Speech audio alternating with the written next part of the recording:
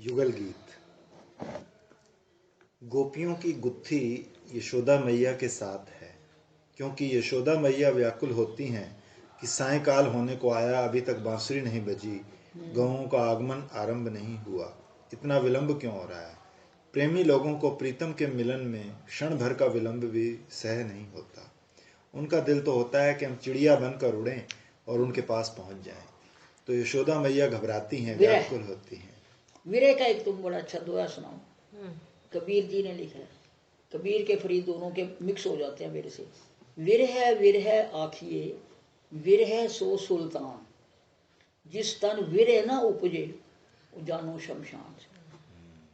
बोले विरह ही भगवान है सुल्तान, और जिस तन में विरह नहीं उपजती किसी दुखी को देख के या जरूरतमंद को या भगवान के लिए, उन्होंने तो भगवान के लिए ही लिखा है। तो सब रंती देव तो नहीं है, पर दूसरे का दुख देख के पिघलना नहीं जिसको आता, और अपना दुख भी देख के जो पिघलता नहीं है इष्ट के विरह में, वो समझो शमशान है। बड़े अच्छे दोहे हैं कबीर और फरीद के, सुनो तो रोना ही रोना आता है। मेरे पास टेप है, अब टेप रिकॉर्डर भी खराब हो गए, अब टेप कोई चलाता ही नहीं है। वो तो 100 टेप है ऐसा भरा पड़ा, जो पहले होते थे 45 मिनट वाले। उनका दिल तो होता है कि हम चिड़िया बनकर उड़ें और उनके पास पहुंच जाएं। तो यशोदा मैया घबराती है, व्याकुल होती है कि आज क्या हो गया। और एक बात प्रेम में और है, वो है बुरी कल्पना। अनिष्ट की शंका जल्दी कर लेता है। काव्य की रीति करता विद्वान ऐसा कहते हैं, अपने मित्रों के हृदय तो अनिष्ट की आशंका बहुत करते हैं कि वन में क्यों विलंब हो रहा है। तो विलंब का कारण बतलाकर गोपियां यशोदा मैया को आश्वासन देती हैं कि वो अब आए, बड़े सुख से हैं, बड़ी शांति से हैं। संबोधन देखो यशोदा के लिए क्या है, अनघे माने निष्पापे, नंद सुनूर अनघे। अनघ माने होता है जिससे कोई पाप ना हो, अघ माने पाप, न हन्यते भोगम बिना इति अघा। भोग के बिना जिसका नाश नहीं होता उसका नाम अघ होता है, पाप होता है। पुण्य का नाश बिना भोग के भी हो जाता है, लेकिन पाप का नाश बिना भोग के नहीं होता है। इस पर विचार करने वाली बात है, फिर पढ़ना। पुण्य का नाश बिना भोग के भी हो जाता है। वो कैसे होता है? हमने पूछा था गुरु जी से, मैंने कहा कि पुण्य का नाश कैसे होगा, तो भोगने पड़ेंगे। बोले पुण्य भोगो नहीं, जैसे गर्मी है एसी मत चलाओ होते हुए भी, तो पुण्य का नाश जल्दी हो। पुण्य का नाश नहीं तो भोगना पड़ेगा। और या ये है कि दूसरे के दुख में दुखी होके उसको सुख कर तो वो तुम्हारे सुख का नाश हो। ये ज्यादा इजी है।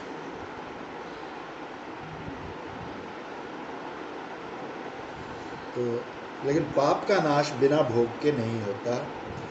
ईश्वर के राज्य में ये पाप और पुण्य में भेद है। देखो, सरकार का कोई अच्छा काम करे और उसको 5,000 रुपये पुरस्कार मिले तो चाहे तो वो बिना लिए छोड़ सकता है। सरकार को लिखे बड़े विनय के साथ कि हमको पुरस्कार की ज़रूरत नहीं है, भाई आप किसी और को दे दो, या भाई आप वहीं रख लो, ये देश के हित के काम में लगा दिया जाए, हमको व्यक्तिगत ज़रूरत नहीं है, तो वो पुरस्कार छोड़ दे।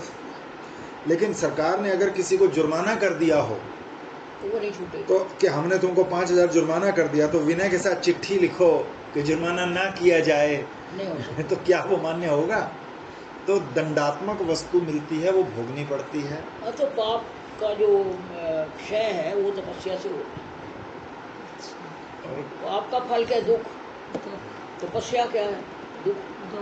गर्मी तापो, सर्दी तापो, ये करो वो करो, या दूसरे के दुख में दुखी हो जाओ, उसको मदद करो। तो वो उसमें पाप और पुण्य दोनों ही खत्म हो जाएंगे। दूसरों के दुख में दुखी, हाँ, दूसरे के सुख में सुखी हो जाओ, दुख में दुखी। तो आपके देखो सीधी सी इक्वेशन है। पाप का फल क्या है? दुख है। पुण्य का फल क्या है? सुख। ठीक है। अब पुण्य आप भोगो नहीं, तो कुछ खत्म हो जाएंगे, नहीं तो सुखी है ना। दूसरा उत्सव मना रहा है, आप भी जाके मिठाइयाँ ले जाओ, आप भी अपना गुलशरे उड़ाओ, आपको सुख हो गया क्या ना। तो उसके घर में जाके आपने अपना सुख भोग लिया, पुण्य खत्म हो। किसी का बेटा मर जाए, जाके दुखी हो जाओ, सहायता करो, मदद करो, कोई दुखी आया उसको कुछ दो। तभी तो रंती देव का नाम मशहूर है ना। उसने कहा कि प्रभु सबके दुख में मूल, मुझे और कुछ नहीं चाहिए। तो दुख और सुख ही भोगना है, खुद ना भोगा तो दूसरे के घर में जाके भोग लिया। कहने का मतलब ये है दीदी कि अपने शरीर के लिए जितनी जरूरत हो उतना करो, बाकी सबके साथ अपना दुख। इसलिए तो कहते हैं कि पर दुख दुखी सनातन गोस्वामी का कथन है, पर दुख दुख। साधना सनातन शिक्षा में लिखा हुआ, पर दुख दुखी सनातन। इसी से जीवन में जो दुख आता है वो पाप के फल स्वरूप आता है, वो भोगना पड़ता है।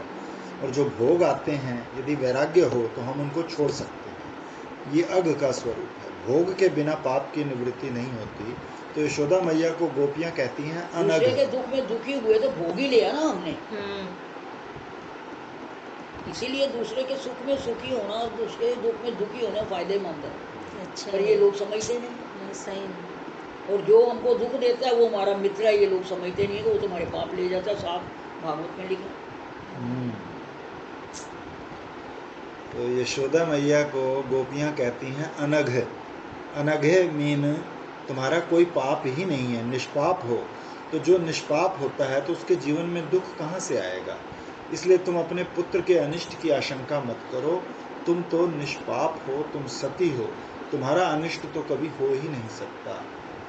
फिर गोपियां कहती हैं नंद सुनो, माने कृष्ण नंद के पुत्र हैं, स्वयं आनंद स्वरूप, परम आनंद रूप है।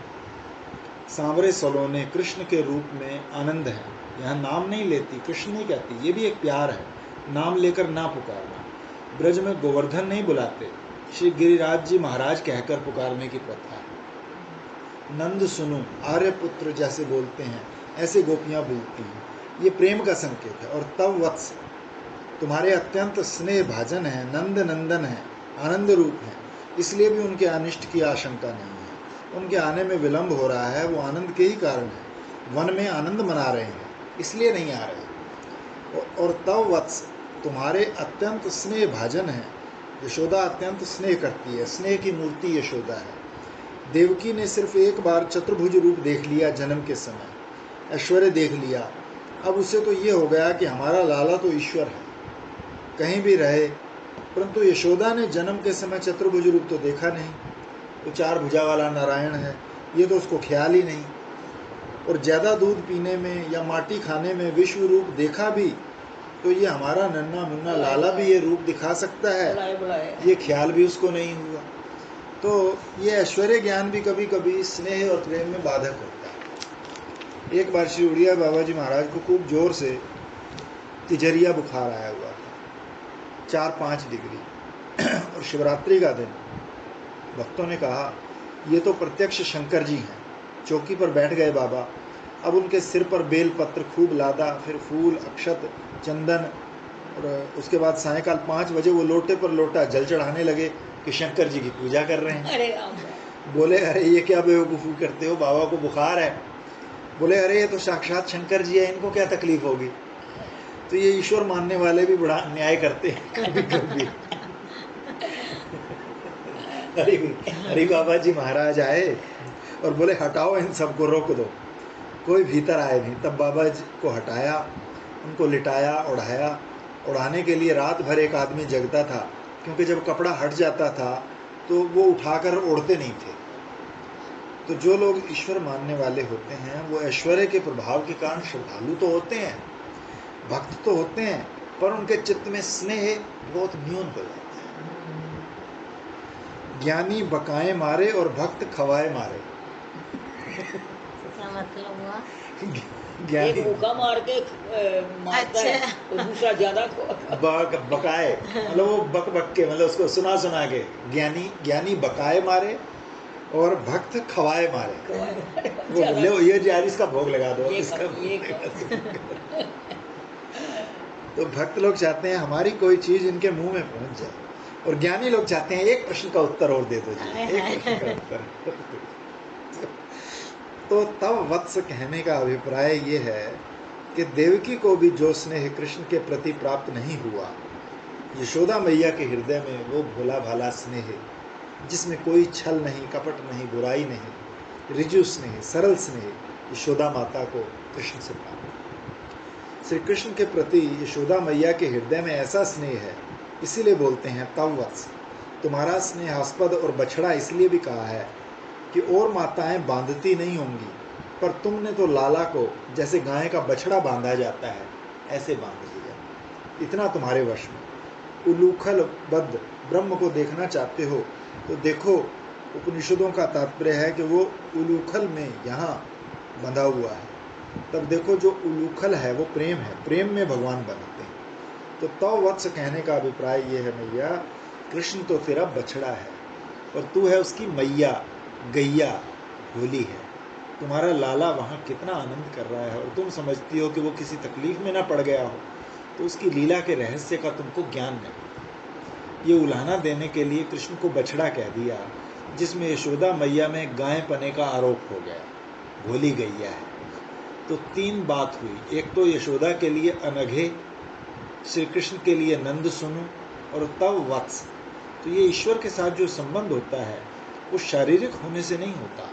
जैसे कृष्ण बेटा, तो बोले भाई कृष्ण को बेटा वो माने जिसके पेट से निकले हों। बोले ना, पेट से निकलने से ईश्वर संबंध नहीं होता, भाव से संबंध होता है। माने जो उनको बेटा समझे उसके बेटे। देवकी के तो पेट से निकले, पर देवकी तो उनको नारायण मानती है, बेटा तो मानती नहीं।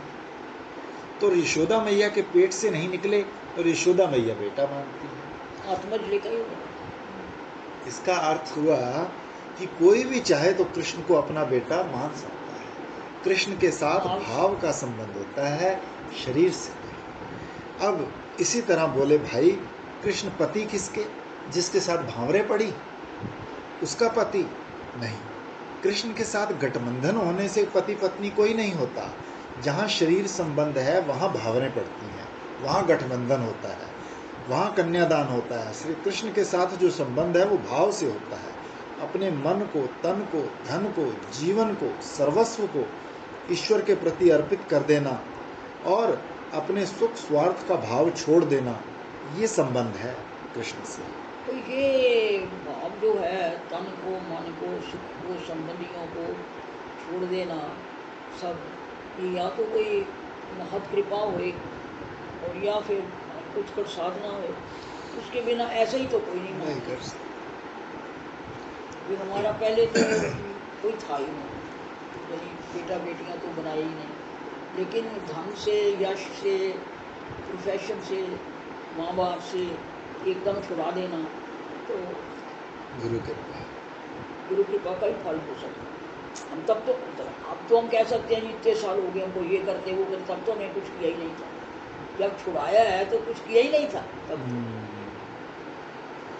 कृपा। तब भी दीदी कितने साल हो जाते करते करते, तब भी ये चीज़ नहीं आती। कई दफ़ा कितना भजन करते करते भी ये चीज़ नहीं आती, तब भी नहीं आ पाती है। आप, मैं वही कह रही हूँ, आप कह रहे हो ना गुरु कृपा, आपकी भी इतनी कृपा है गुरु जी की कि आप मानोगे तो कुछ है नहीं कि अब पहले हम ये है कि बाबा जी आज भी हैं, जो हमसे प्रेम करते हैं उनको कुछ ना कुछ कर। पंडित जी देखो ना, आए दिन उनको अनुभव इतने फिदा है, बिना चरणामृत लिए पानी नहीं पीते, रोज सूर्य उनको उनके लिए चरणामृत प्रसाद रखना पड़ता है। मैं क्या ये भी ड्यूटी हो। पहले वही मैं बता रही थी, भाई भाभीयों से मतलब एक होता था कि एक उत्कंठा या कोशिश करने से कम होता है। हाँ, पर ये है कि पहले तो भाव की स्थिति बनेगी और फिर विरह की स्थिति। जब उसके अभाव से विरह उत्पन्न हो जाए तो समझो काम बनना शुरू हो गया। तो देर क्यों हो रही है ये बता रहे हैं। एक विलंब यूं हुआ कि यमुनायाम, तो पहले यमुना में स्नान करते हैं। कार्तिक का महीना है, क्योंकि कुंद के फूल का वर्णन आया है। कोई बसंत में तो होते नहीं। एक बात और, दूसरे ठंडी हवा अच्छी लगती है, तो अगर हेमंत शिशिर होता तो ठंडी हवा अच्छी नहीं लगती। स्नान के बाद ठंडी हवा का क्या काम। तो इसलिए ना हेमंत है, ना शिशिर है, ना बसंत है। कुंद के फूल मिलते हैं और यमुना में स्नान करके भी हवा में आनंद आता है। तो इसका अर्थ हुआ कि ये कार्तिक की धूप का समय है। यमुना में स्नान करते हैं श्री कृष्ण ऐसे। ब्रज में जो बोलते हैं कि जो यमुना में स्नान करे तो यम ना, तो यमराज से भेंट नहीं होती। ये यमुना कृष्ण पक्षपातनी है। जब श्री राधा कृष्ण युगल सरकार दोनों यमुना में स्नान करते हैं तो वो कहते हैं देखो उस पार कौन पहुंचता है। दोनों तैरते हैं, एक दूसरे पर पानी उलीचते हैं, तरह तरह की क्रीड़ा करते हैं। देखो यहाँ डुबकी लगाओ, कौन ढूंढ निकालता है। तो जब राधा रानी यमुना जल में डुबकी लगाती हैं तो वो तो गोरी गोरी हैं, सोने की तरह दिख जाती हैं। झट जाकर कृष्ण ढूंढ निकालते हैं। लेकिन जब कृष्ण डुबकी लगाते हैं तो कृष्ण भी सांवरे, यमुना जल भी सांवरा। पता ही नहीं चलता कि कृष्ण कहाँ है। यमुना का जल नहीं है ना, ये तो प्रेम रस है। तो पूछा था ना अकबर ने, आपको पता होगा, यमुना बड़ी के गंगा, तो उन्होंने कहा गंगा। उन्होंने पूछा कि गंगा का जल बड़ा कि जमुना का जल। बोले गंगा का जल। बोले ये कैसे। बोले जमुना जल नहीं है, जमुना तो प्रेम रस है। तो बोले यमुना जी कृष्ण की सेवा करने के लिए सांवरी हो गई। बोले नहीं, ये कृष्ण का ध्यान करते करते सांवरी हो गई। ये ध्यान की निष्ठा है। श्री कृष्ण कृष्ण से पूछा तुम काले क्यों हो। कहते एक तो ये जो औरतें काजल लगाती हैं ना गोपियाँ, उसके ध्यान करते करते। दूसरा अंधेरी रात में जब है तो यशोदा मैया ने जो पलटी ली तो मैं काला हो। अच्छा इसलिए काले हो, क्योंकि नंद गोरे यशोदा गोरी, तू काला कैसे। अच्छा देखो, सब नदी जाकर समुद्र में मिलती हैं, परंतु यमुना जी को समुद्र से मिलना पसंद नहीं था। बोली अब कृष्ण से मिल चुकी, अब समुद्र में क्या मिलेंगे। तो एक बार कृष्ण से मिल गई, अब खारे जल में जाकर मैं मिलूंगी, तो इसलिए गंगा से मिली। इलाहाबाद में संगम में मिलती है। तो मैं तो प्रयाग में 6-8 महीने रहा हूँ, झूसी में। मैंने प्रयाग की परिक्रमा भी की है जो 12 दिन में होती है पैदल। तो उसमें प्रयाग के मुख्य मुख्य स्थान आते हैं जिनमें महात्मा है। उसमें आया है कि यमुना जी तो पहले से बह रही थी प्रयाग में, वो हिमालय की बड़ी बेटी है। और गंगा जी पहले भारतवर्ष में आती ही नहीं थी, जाकर भागीरथी लेकर आए। तो जब प्रयाग में गंगा जी पहुंची तो उन्होंने कहा मैं यमुना जी में मिलूंगी नहीं। बोले भाई क्यों नहीं मिलोगे। बोले यमुना जी बड़ी हैं, गंभीर हैं, मैं जाकर मिलूंगी तो ना मेरा नाम रहेगा ना रूप रहेगा, तो मैं तो समाप्त हो जाऊंगी, मैं नहीं मिलती। तो मनसुख का गांव है उसका, जो फाफा माऊ पुल है, उधर अपनी धारा मोड़ ली। तो यमुना जी तो बड़ी उमंग में थी कि हमारी बहन आ रही है, मिलेंगी। तो उन्होंने कहा छोटी, हमारा बहन होकर हमसे मिला बिना कहाँ जाती हो। तो बोली भाई कृपा करो, हम तुमसे नहीं मिलेंगी, हमारा तो नाम और रूप नष्ट हो जाएगा। तो यमुना ने कहा नाम रूप में क्या रखा है, मैं तो भगवान से मिल चुकी हूँ, तुम अभी मिलने जा रही हो, तो लो मैं ही अपना नाम रूप नष्ट कर लेती हूँ, आओ मेरे गले लगो।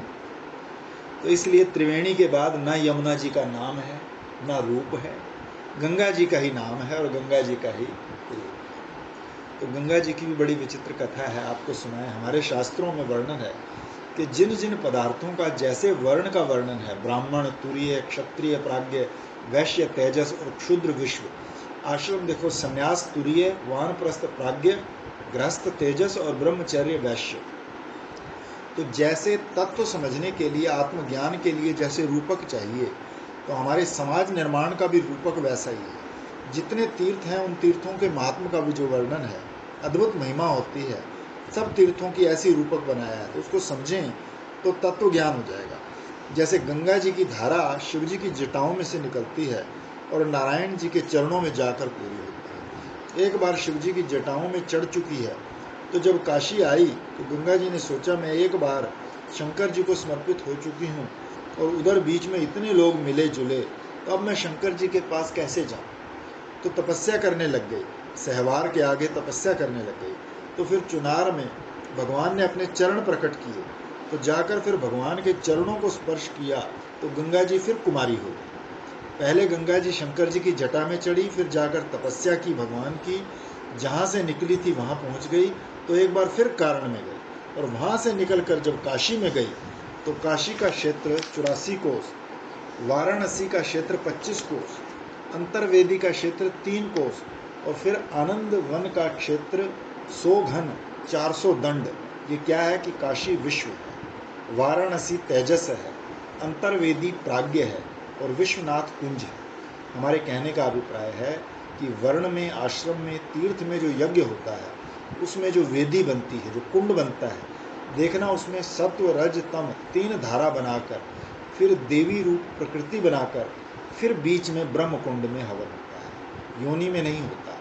ये जितने शास्त्रीय तीर्थ कर्म, देवता कर्म कांड हैं, सर्वत्र परमेश्वर परमात्मा का वर्णन है। ये यमुना, गंगा, सरस्वती, ये इड़ा, पिंगला और सुषमना, ये त्रिवेणी का जो संगम होता है, ये ऊपर जाने का मार्ग है।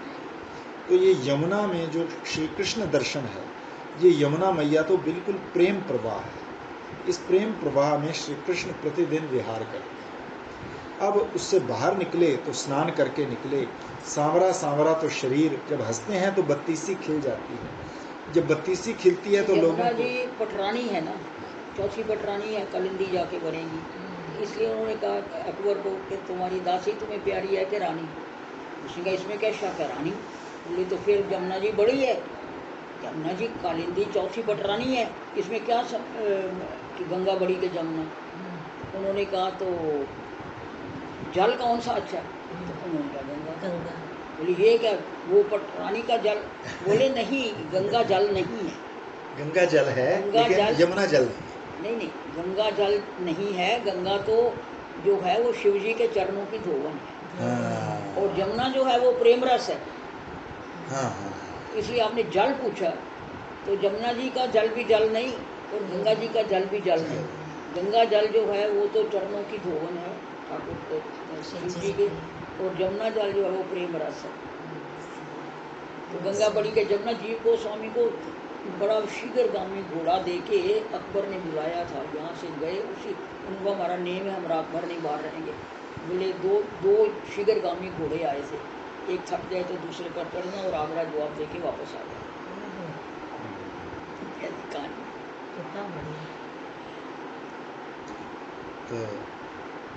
तो कृष्ण ने लोगों से कहा कि तुमको हमारी हंसी बहुत अच्छी लगती है, तो लो हम ऐसी लीला करते हैं जिसमें तुमको हमारे सारे शरीर में बत्तीसी ही बत्तीसी दिखेगी। कुंद दामकृत, कुंद के सफ़ेद सफ़ेद फूलों की खूब लड़ियाँ पिरोकर सारे शरीर में लटका ली, सिर पर मुकुट बनाया, कानों में कुंडल पहन लिया, कुंद का और बाजूबंद कुंद के, कंगन कुंद के, कमर में कुंद की लड़ियाँ, कुंद की कलियों का, फिर पाँव में नुपुर बनाया कुंद की कलियों का। मानो कृष्ण का रोम रोम खिल रहा है, रोम रोम मुस्कुरा रहा है। श्री रामचंद्र भगवान की जो लीला है वो सत्व लीला है, माने धर्म की लीला करते हैं, जिससे अविनाशी भाव की प्राप्ति नहीं होती, दृढ़ता नहीं आती, निष्ठा नहीं आती। सद्भाव की लीला रामचंद्र करते हैं। और कपिल देव, व्यासदेव, सुखदेव, दत्तात्रेय ये भी भगवान के रूप हैं।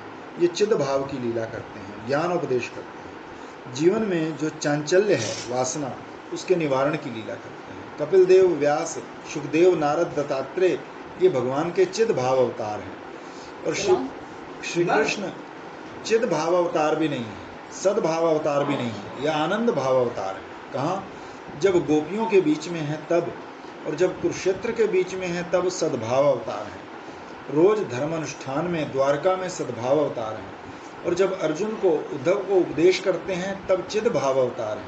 तो सद्भाव की, चिद भाव की, आनंद भाव की पूर्णता है श्री कृष्ण। अब देखो, सांवरा ये रूप है और मुकुट, कुंडल आदि अलंकार हैं, और जगह जगह कुंद की माला पहनना ये वेश कौतुक है, वेश रचना। और जो तिरछी चितवन और हाथ का हिलाना ये चेष्टा, और जो ग्वाले के कंधे पर हाथ रखकर नाचना ये उनकी लीला। तो भगवान का रूप, अलंकार, भगवान का पीताम्बर वस्त्र, ब्रह्म, ये श्री कृष्ण का स्वरूप है। सच्चिदानंद भगवान श्री कृष्ण की तिरछी चितवन से चेष्टा होती है, नाच के लीला करते हैं, मुस्कुरा के लोगों को मोहित करते हैं। क्यों करते हैं? 2 कारण से। एक तो नंद नंदन है, आनंदित भाव हैं, और दूसरे यशोदा तुम हो निष्पाप, अनिष्ट की कोई आशंका नहीं है। और तीसरे बड़े लाडले हैं, तुमसे डरते तो हैं ही नहीं कि चलो जल्दी घर को, देर हो जाएगी। तो ऐसा कारण बता रही हैं गोपियाँ। तो अनिष्ट की कोई आशंका नहीं है, स्वभाव आनंदी है, तुम्हारे लाडले हैं। आज तो यमुना में स्नान किया, यमुना में स्नान करके वो कुंद दाम की माला पहन ली। ऐसे मत कहना कि पहले कुंद की माला पहन ली और फिर यमुना में स्नान किया। पहले यमुना का स्नान किया, फिर कुंद की माला पहन ली। बांध के कर्म से अर्थ का कर्म बलवान होता है। तो पहले कुंद की माला पहनी होगी, फिर यमुना में स्नान किया होगा, ऐसे नहीं। पहले यमुना में स्नान करके तब माला पहनी। तो अब और देर क्यों हो रही है कि तुम्हारा ये जो लाला है, इसकी एक आदत क्या है कि जो इसके प्रेमी होते हैं उनको ये खुश रखता है, उनके बीच में हंसी मजाक करता है। ग्वाल बाल कहीं खेलने जाते हैं तो उनके बीच में नट सरीखा बनकर आ जाता है, बहुरूपिया बनकर। सारे लोग गले में माला पहनते हैं, ये सारे शरीर में पहन कर आ जाता है। नर्मदा, नर्म माने ठिठोली, हास उपहास, जैसे हमारे ग्वाल बाल हंसें, इसका मतलब बड़ा भक्त वत्सल, अपने भक्त को एक क्षण के लिए दुखी नहीं देख सकता, इतना कोमल इसका हृदय। एक दिन एक गोपी रोने लगी कि हमारे प्राण प्यारे श्याम सुंदर नहीं आए। तो देख लिया उसको, सोचा कि इसकी आंख किधर को। तो एकाएक आंख के सामने आए और अंगूठा दिखाया, ली ली, बस 1 मिनट और फिर आड़ में छिप गए। और इतने में ही रोने लग गई कि रोज रोज हमको रुलाने की करती है, आज मैंने रुला दिया तो बस यही तुम्हारा धैर्य है। तो अब जैसे उनके प्रेमियों को सुख हो वही करते हैं, उनके साथ रहने में सुख होता है तो साथ खेलते हैं। और बिजहार लीला के बड़े प्रेमी हैं, जब खेलने में लगते हैं तो उनको दिन रात का ख्याल नहीं रहता। फिर आज देखो कि देर यूं हो रही है कि हवा भी उनको रोक रही है, ऐसे शीतल मंद सुगंध वायु चल रही है।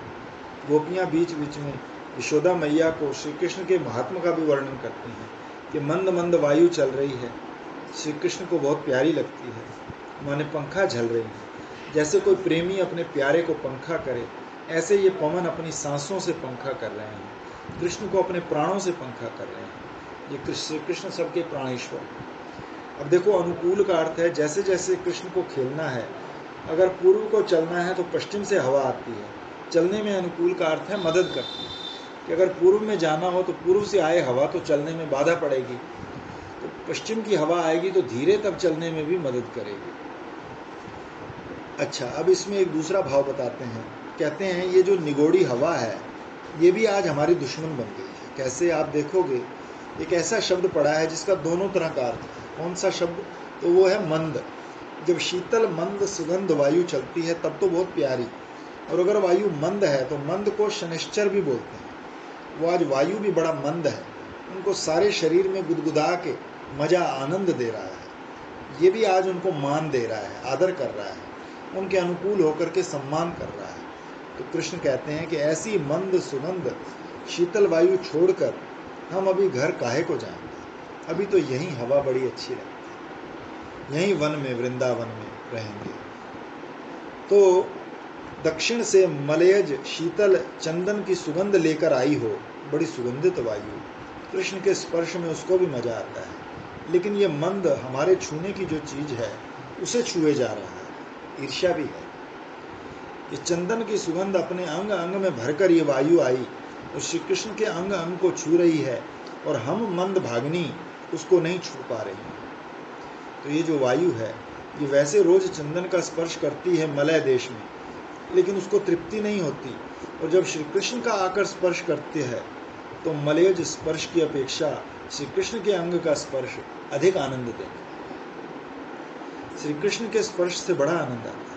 तो ये है ना कि पांचों प्रकृति जो है वो उसकी सेवा में लगी हुई है, तो जैसे उनको सुख हो श्री कृष्ण की लीला प्रकाश का रूप दर्शन, नीले आकाश का स्पर्श श्री कृष्ण के अंग का, प्रसाद श्री कृष्ण का, नृत्य श्री कृष्ण का, वंशी ध्वनि श्री कृष्ण की। श्रीधर स्वामी ने एक भाव ये भी बताया कि श्री कृष्ण ने कुंद के पुष्प धारण किए जब वृंदावन के, तो अपने शरीर में मलेज का चंदन भी लगा लिया।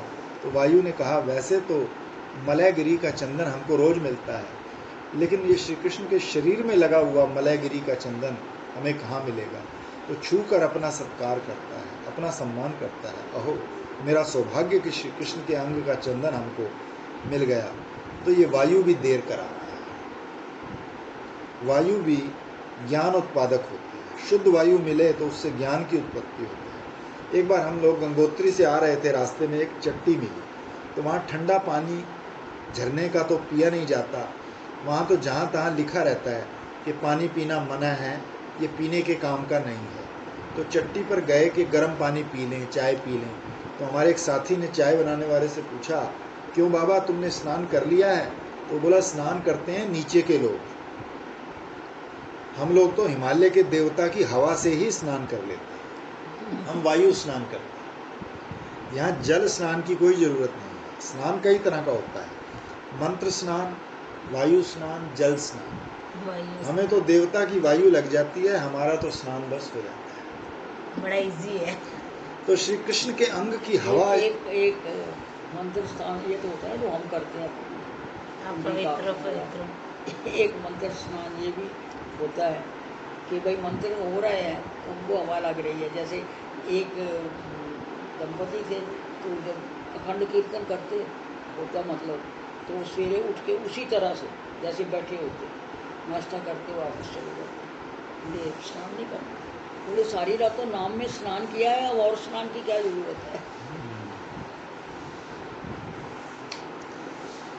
गोपियां कहती हैं ये जो वायु है मंद सुगंध, ये तो उनके शरीर को गुदगुदा रहा है, उनके शरीर का बात स्पर्श। तो सही है दीदी, बात तो सही है, सही है ना। अब देखो पूरा दिन मैंने है। सर्दियों में एक आध बार ऐसे ही किया है। अच्छा। हाँ, जैसे हम सारी रात जैसे कीर्तन कर रहे हैं, हाँ। हैं, कुछ उसे और सुबह उसी कीर्तन में उठ के यदि हम सेवा आरती कर सकते, लें, सेवा कर लें, कोई हर्ज नहीं। मैं कहा ना, मैंने ऐसा एक बार ऐसे ही किया। कि जब आप पूरा दिन में अगर आप नहीं नहा रहे हो तो एक तरह से वो पूरा कंटिन्यू ही तो रात का वो वही तो